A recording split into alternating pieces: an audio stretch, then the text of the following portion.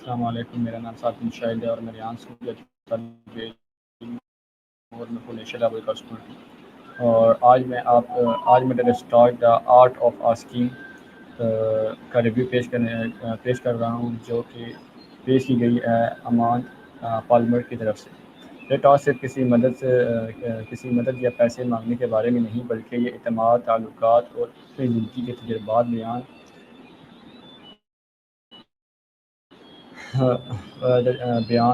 عماد پر دوسروں پر بھروسہ کرنے کے فن کے بارے میں ہے۔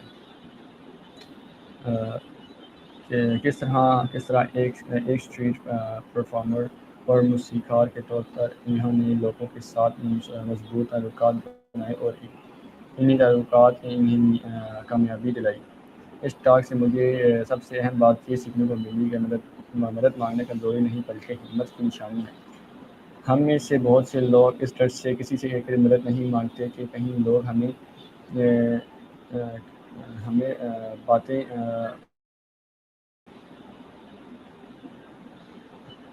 کہیں لوگ ہمیں باتیں ان کے جب ہم لوگوں پر عماد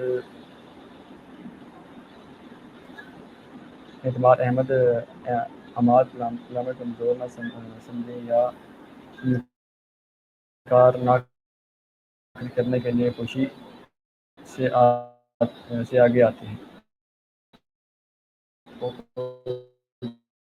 زبردستی کچھ خریدنے پر مجبور کرنے کے بجائے ان پر اعتماد کیا۔ انہوں نے اپنے مداحوں اور کھلے دل سے تعاون کی درخواست کی اور لوگوں نے محبت اور اعتماد کے ساتھ ان کا ساتھ دیا، اور اس سے ثابت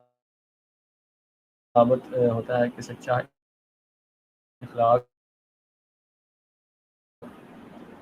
تعلق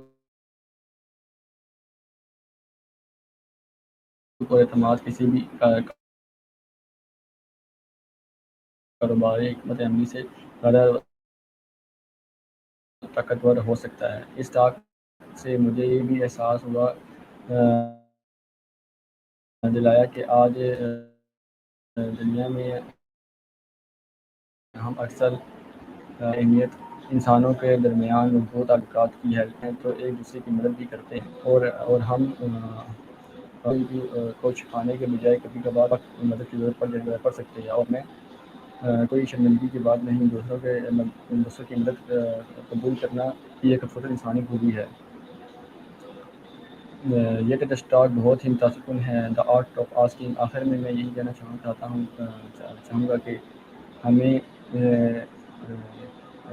یہ ہمیں سکھاتی ہے کہ ایمانداری، محبت اور مثبت انسانی تعلق زندگی کی سب سے بڑی طاقت ہے۔ اگر ہم خوف کو چھوڑ کر اعتماد کے ساتھ دوسروں کی مدد مانگنا سیکھ لیں تو نہ صرف ہماری زندگی آسان ہو سکتی ہے بلکہ ہمارے تعلقات بھی پہلے سے زیادہ بہتر بن سکتی ہیں۔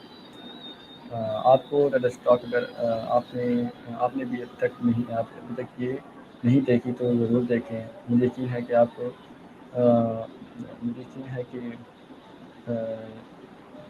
اس سے بھی زندگی کے بارے میں ایک نیا